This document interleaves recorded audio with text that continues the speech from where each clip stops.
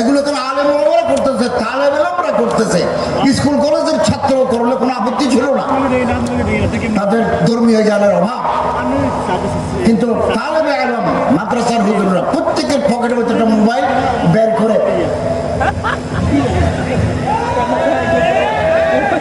তারপরে ফেসবুকে দেবে, এখানে বসছি ক্লিক ক্লিক মারতেছে। পাশে কত মানুষ থাকে, পাশে যাত্রী আছে, পাশে রিক্সাওয়ালা আছে, পাশে ডাক্তার আছে, ধর্ম অমুকের সাথে অমুককে কি ফিতনাতে পড়ে গেলাম। সভ্যতার অভিশাপ।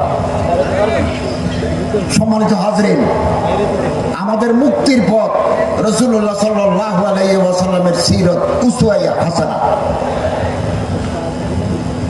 এবং একথা মনে রাখবেন, হযরত মাওলানা হাফেজ মাহমুদউদ্দিন সাহেব